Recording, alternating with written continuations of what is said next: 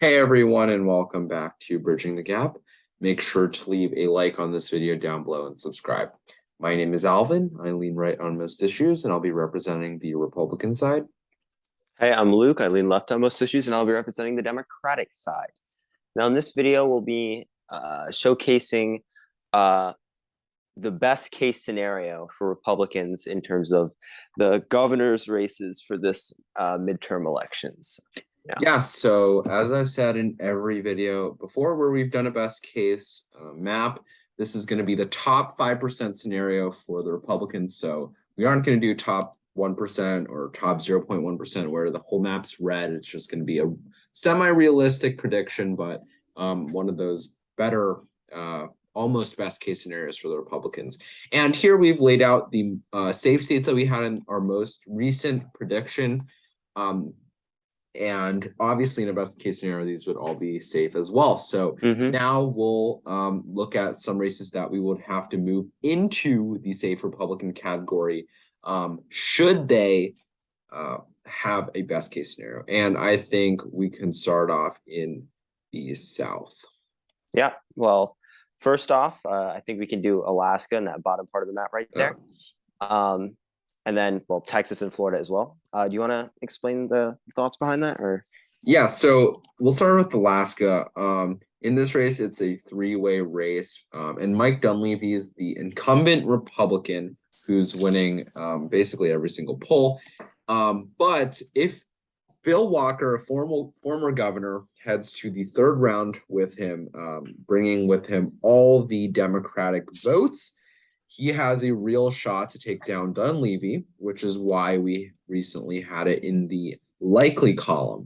But in a best case scenario, Dunleavy will easily win by more than 10 over Walker, or in an alternative scenario, Les Gara would make it to the final round with him, and he would definitely win by over 10, probably. Yeah, so there we go.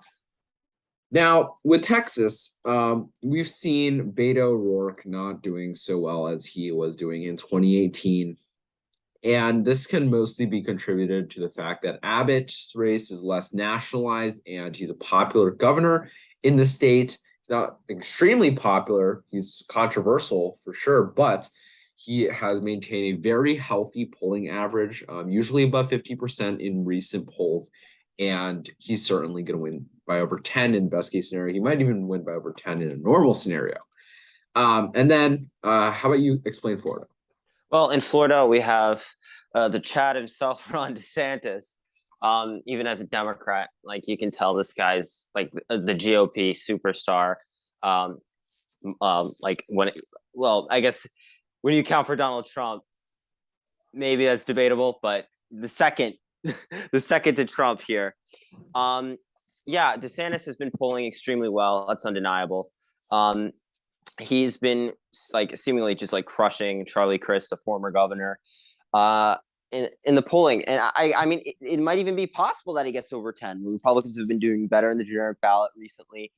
And I think it is entirely possible that he could just overwhelm Charlie Crist.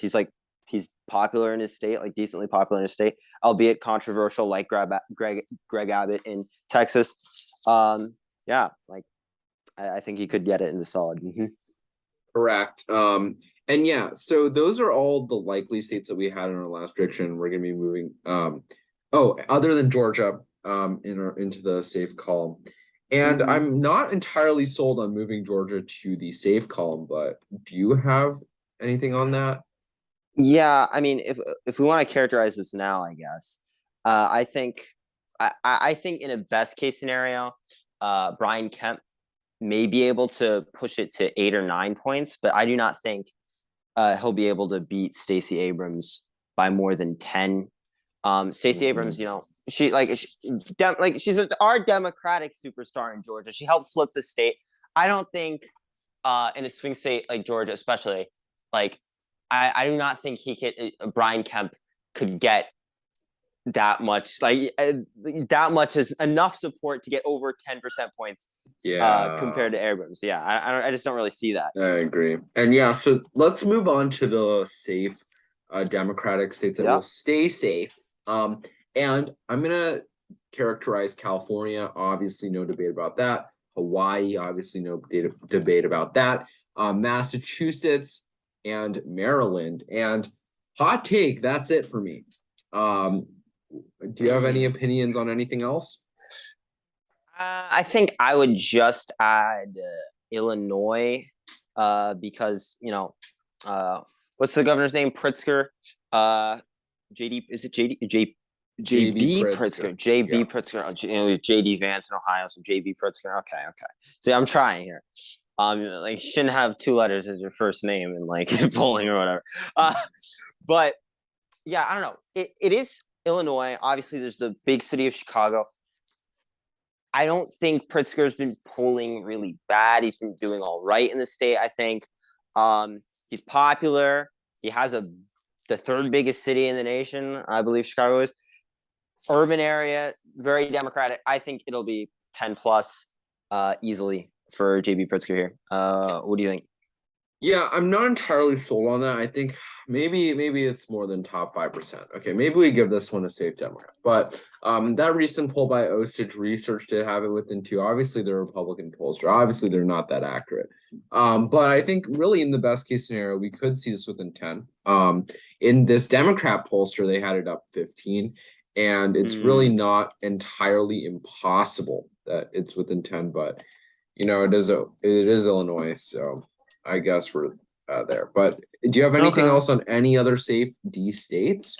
I don't think I would say so. Yeah, there we go. Only 11. The Republicans are already at half. Oh God. Yeah. So I guess we might as well move on to the likely Republican states, of which there probably are a few. And we should probably just start off from the West Coast and move to the East, since there's no particular order that we should be going in here. And yeah, go. And I think, in my opinion, I think we start off with Arizona. This one's a bit of a hot take, but Arizona is, in my opinion, possible for Kari Lake to win by over 5 in a top 5% scenario. Of course, we do have Trafalgar putting her only up 3, and that's usually the upper bound for Republicans. And Hobbs has been doing okay in the recent polls. By okay, I mean she's staying within the margin of error. She has a fighting chance for sure. It's Arizona, but in a top 5% scenario, I do see Kari Lake winning by just over 5.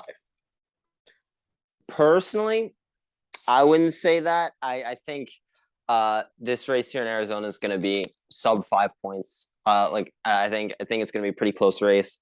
I don't really see Kari Lake winning by 5+, especially seeing how controversial she is. I mean, I'm not going to lie, she is motivating the crazy election denial voters in Arizona, and it looks like she may be getting them to turn out with this like late Republican surge, but enough to get 5+ points in a swing state, I don't know.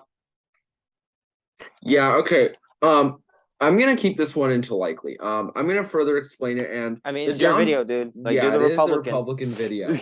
I will keep it in likely for that reason. We do have those down ballot candidates, Mark Fincham and Abe Hamadeh down ballot, that have been performing better, and I think they have a potential to swing those voters over to Lake. I also, of course, the generic ballot has really been surging for Lake. I mean, Republicans in general, there are +3 now in RCP, and that's 7 points to the right of 2020. I don't think it's impossible that Lake does. Well, if Lake only underperforms Trump by 2 points in the state, she would still be winning by over 5 with that shift. So that's why I'm going to be putting this one in likely with this top 5% scenario. Okay, and now I think we should move to the semi-great state of Kansas. I don't think it's an absolutely great state, but I think this one is going to be likely, and maybe you feel differently. But Derek I agree. Yeah, you agree. Okay, well, Derek Schmidt is obviously he's an established figure in the state. He's not a nobody. Laura Kelly is an incumbent, which is why I don't think this one is going to ever be in a safe column for Derek Schmidt. But he has the R next to his name, and it's Kansas. The abortion referendum is not on the ballot anymore, and I just think this one is going to go Republican. Yeah, I agree. I mean, it's Kansas is a deep red state. Laura Kelly is a moderate Democrat. I think she could. She certainly has a chance of winning. But in the best case scenario for Republicans, I mean, I do see a scenario where like all these voters who are undecided in Kansas just end up voting for Derek Schmidt just because he has an R next to his name. Like, so I mean, I think it could be likely here. Yeah. Yeah. Okay. Well, Yeah. that's all the likely are races for me. Oh, I have one to add if you. You think Wisconsin's in there? Yeah, I was gonna say Wisconsin. Okay. I mean, Tony Evers, you know, the state is pretty divided on their approval rating of Tony Evers. And I mean, in the most recent Marquette polling, I believe it put him at like up 1 or even, and they were off quite a bit in 2020. So I think it's certainly possible that Michael's like it's just Republican turnout's just high, and then he gets overwhelmed, and then it's a +5 race for Tim Michaels. Okay, you know what? You actually changed my mind here. The reason why I wanted to put this one in lean is because that same Marquette poll put Johnson up 6, and it's still at Evers up 1. And that doesn't show Michael's performing particularly well. And I think maybe his ceiling is around +4, but you've convinced me. The Wisconsin polling error is just so bad. I will not lie. The Wisconsin polling error is horrible. And I mean, yeah, there's a chance. There's always a chance. There's like a decent chance the polling error just sucks this year, like it did last year, and then like it's just off again toward the right. I mean, yeah. Okay. Yeah, you've convinced me. There's definitely over 5% chance that the polling error is bad enough for Michaels to win. So there we go. Next, let's move into the likely Democrat states, of which I think there's a few for sure in the Northeast. So let's start over here in Maine. I don't feel really great about Paula Page right now.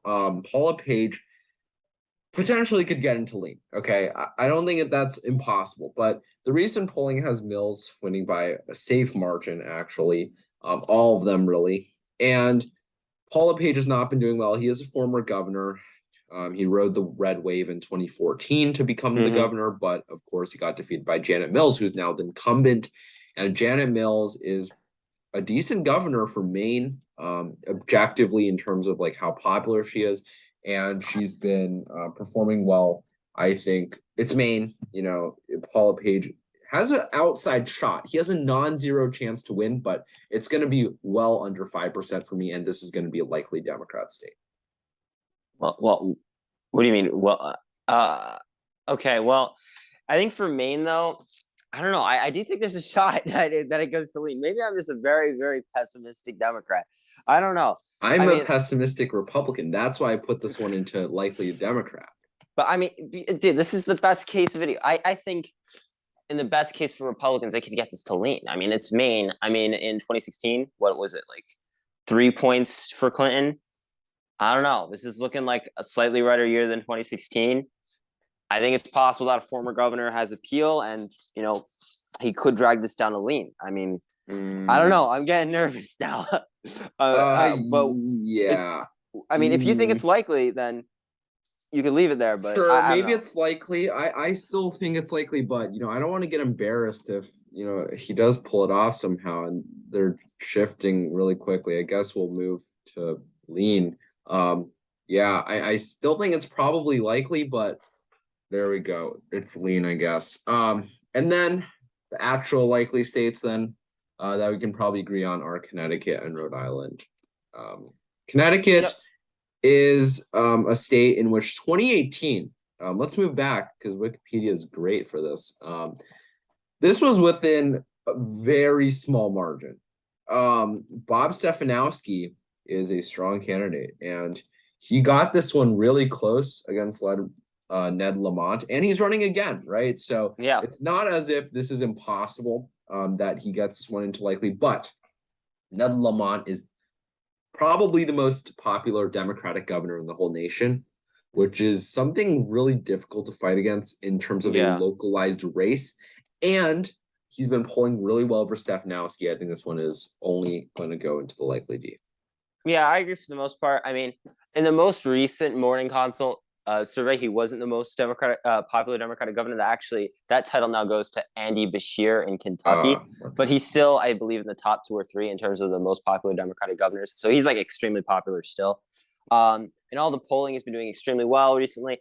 Yeah, I do think best case for Republicans would be like likely here. Yeah, leaning likely toward Dems, right? So 5-point plus for Ned Lamont. Yeah. Yes, I think it's closer to lean than safe because of what happened in 2018. But yeah, there we go. And now we move to Rhode Island, where it's not exactly as if Rhode Island is a Republican state, and it's basically only because of the primary. How about you explain this one? Yeah, and this one, well, I mean, the current Democratic governor, Dan McKee, I mean, he did pretty bad in the primary. Like it was like how much percent of the vote did he get? 32.8. He didn't even crack a third. He didn't even crack a third of the vote in the primary as an incumbent governor. That's not a good sign. In like a state like Rhode Island.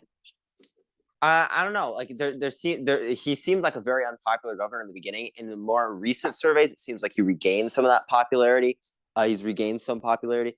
I mean, at the end of the day, it's still a blue state, but because of the imperfections in this Democratic candidate, and like seeing as he's not like fully backed by the Democratic Party and wasn't fully backed in the primary, I think it can go to likely here in the best case for Republicans. A few more things to mention. The recent Suffolk poll only has him up 10.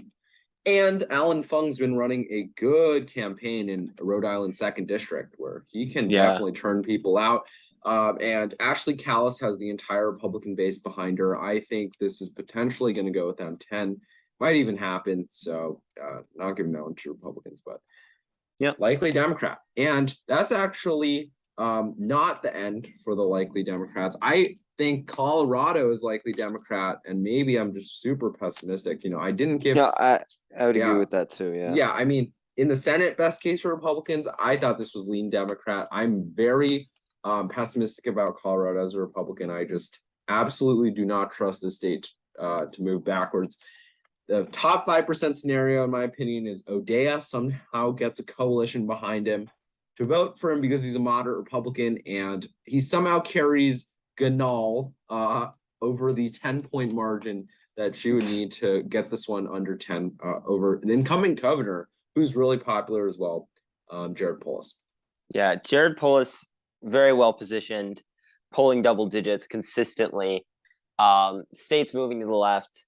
Yeah, I think maybe there's a shot Republicans get it between 5 and 10. But I think that's the best they go. I don't think they go any farther than that. So likely.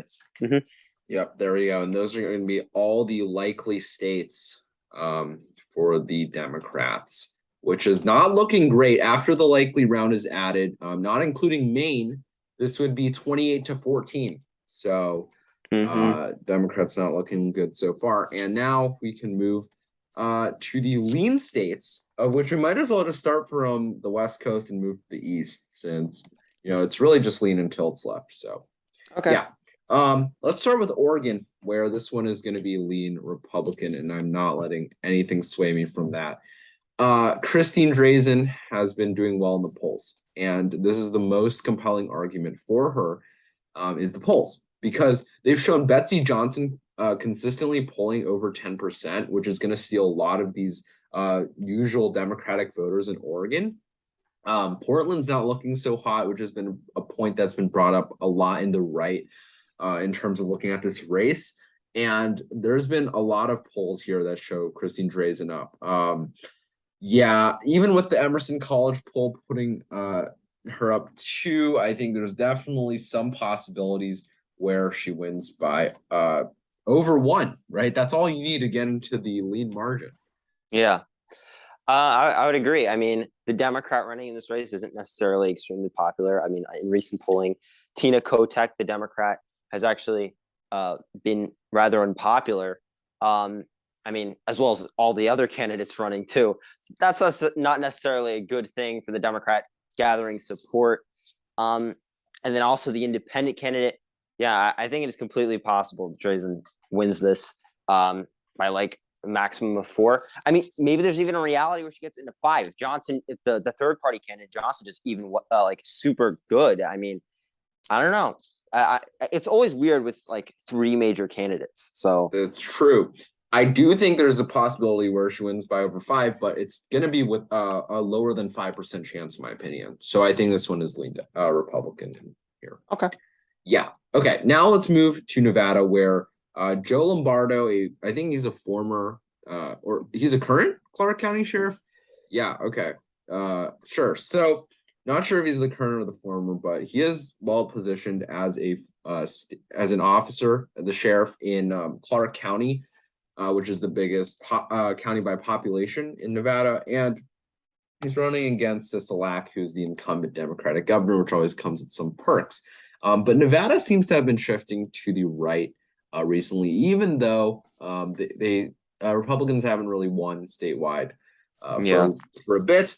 But this might be the cycle where that changes. It's looking like it, definitely in the Senate race, and this one's looking like more of a toss-up, but it's probably still tilt Republican or lean Republican in a normal prediction. So I don't think this one's going to likely. I made an executive decision in the Senate one to put that one in likely, and I think that aged well. I think with the generic ballot shifting quickly to the right, Laxalt has a shot, but I don't think this one is I'm not going to be that bullish on the governor. Lombardo's been underperforming Laxalt in almost every poll, and Sisolak's just more like than Masto, I guess.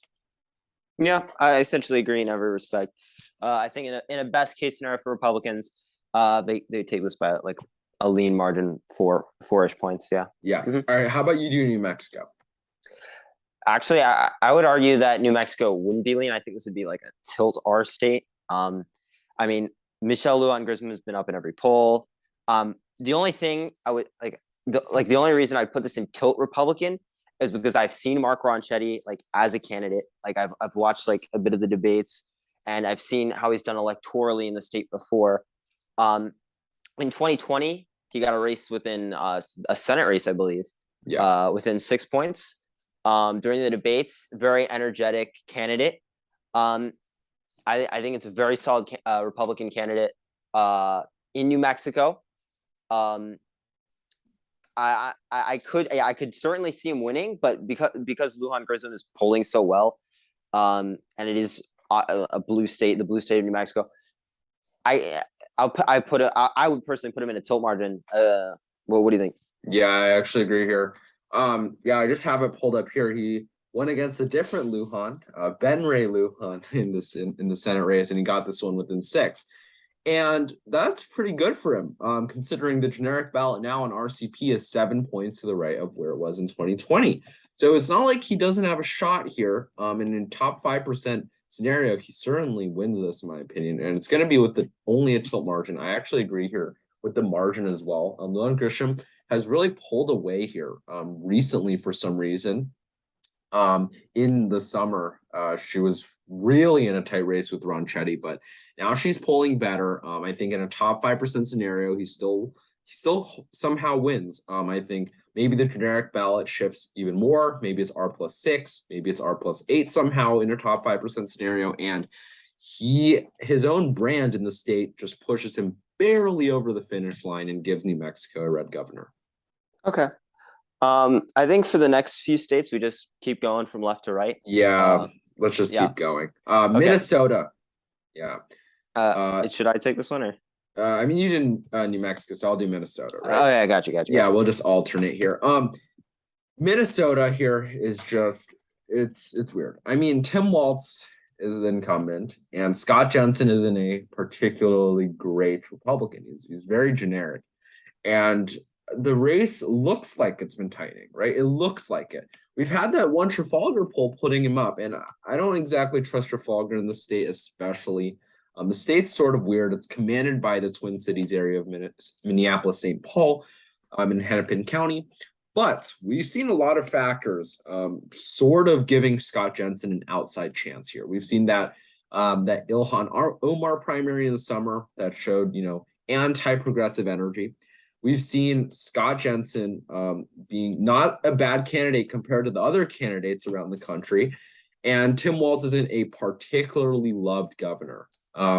So if the legal weed party, all these independents somehow do some weird things here, I think it's going to be probably Republican. It's going to be either tilt or lean. What are your thoughts on this? I would put this tilt. The only reason is I think Tim Walz should win. I think in most scenarios he does win. The only thing that makes me hesitate to put this in tilt Democrat, like for the best case in Republicans, is because of the legal weed party. Like their marijuana parties tend to get always a bit of the vote, and they tend to steal from the Democrats. And that kind of worries me, to be honest, because like in 2020, I believe they stole like 5% from the Democrats in the Senate race or something like that. Like that. I mean, they took a significant chunk of the vote in the Senate race. I mean, yeah, they could mess up this race for Tim Walz, to be honest. Yeah, I mean, if they're the reason that marijuana goes illegal in the state, if Republicans can somehow take a majority back in the House, I think that they Is might the have a House or majority. Senate? It's one of them, It's right? one of them. They have control of one. The Yeah, they Republicans. have control of one house, but if they lose the other house and they somehow take the governorship, and weed gets banned in the state, and they're the reason, that would be incredibly ironic.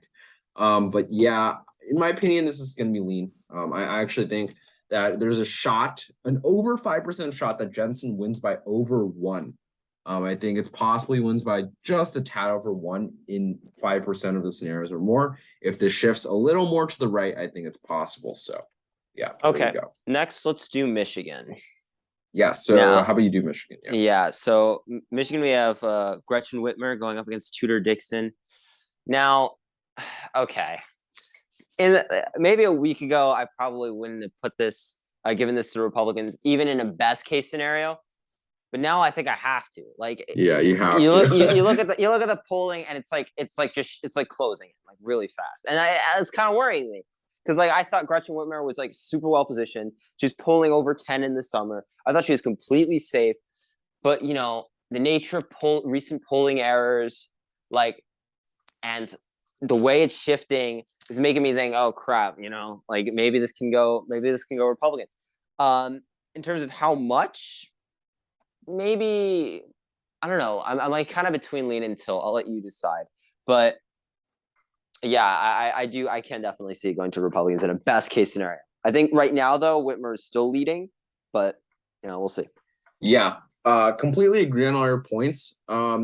If the polling error is big enough, I think this one goes into lean. And I was honestly probably putting this one in tilt too, but you convinced me over in Wisconsin. And the Midwest polling error is not exactly great in a lot of ways.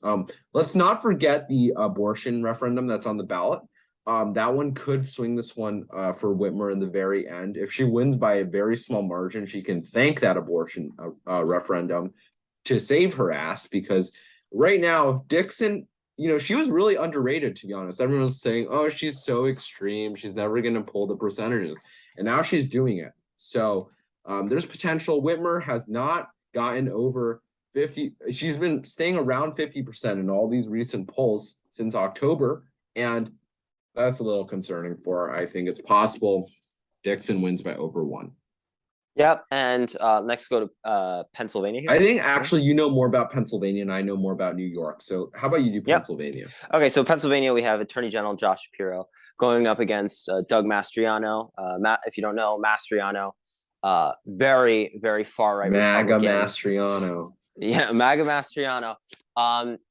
Yeah, in favor of some crazy things. Total ban on abortion, no exceptions. I believe he wants to fully take control of elections and just essentially decide which side wins, regardless of the vote count. I don't know. This guy, very dangerous in my opinion. I think, luckily though, even in a best case scenario, I think Democrats still take this. I'm going to put it actually lean Democrat in a best case scenario for Republicans. I think Josh Shapiro is a good candidate, extremely good candidate. He outperformed Biden in 2020. I think even with a polling error, he still would take it by a lean margin. So, well, what do you think on that? What are your thoughts? Yeah, okay. You're probably right. Even in a best case scenario, this one probably is lean Democrat, but I'm a little more hesitant and I will put this one into tilt. There's a lot of reasons around this. Like, okay, maybe Mastriano somehow consolidates the base, and if Oz wins by a good chunk, maybe Josh Shapiro's narrowed to a smaller margin. The generic ballots to the right of 2020 by 7 points, and it only went to Biden by a couple, right? I think even with Josh Shapiro being an above average candidate and Mastriano being in the bottom 10% of candidates, there's a 5% chance world where this goes to a very thin race. And yeah, I think I'll be putting this one into tilt, but it was close between tilt and lean. And I think in a real world scenario where if we're not talking about best case, Shapiro's probably winning like by over 5. Yeah, there we go. Finally, New York last. Finally, New York, the prize. The one of the biggest states in What's your take, man? In the nation. This is the final state and the hottest of takes. Kathy Hochul, I don't know which one it is. She has been getting closed in on in these polls. Like, what is happening? Okay, we started off in the spring. Okay, she very healthy lead. No one knew who Lee Zeldin was. Okay, fine. Continuing on, Lee Zeldin wins the primary. Okay. Yeah, but Kathy Hochul is Kathy Hochul. It's New York. She's not Andrew Cuomo, right? Right? Okay, we move on into September. Everything's business as usual. It's New York. She's probably going to win by 15 to 20. It's New York, right? Right? Okay, we move on to October. Now, what the hell is happening in October? Right? We have the first sign of weakness for Kathy Hochul. It's probably this Trafalgar poll. But everyone thought, Trafalgar is crazy. There's no way this is deep. +2, right? They're just trash. There's trash in safe states. Okay. Marist College somehow put this one with an 8. Some alarm bells started going off. The Schoen Cooperman Research no-name pollster put her only at 50%, Lee Zeldin at 44. Then we had Siena barely putting Kathy Hochul at a safe margin. Then we had this basically horrible poll for Hochul, this Quinnipiac poll putting her only up 4, a Survey USA poll putting her up 6, and this not so believable coefficient poll putting Lee Zeldin up for the first time in any poll other than back in March of 2022. So, I actually think Lee Zeldin has a shot, and it's going to be definitely above 5%. The betting odds have been going crazy in this race. I can't pull them up right now because I didn't have them up in the beginning. But yeah, Lee Zeldin has around like a 20% chance in the betting odds, and I'm not so optimistic about that. I think people are just dumping their money in for no reason, and he's only going to win by the thinnest of margins. So I think this one is only tilt Republican for me. But I could sense the passion in your ratings, my friend.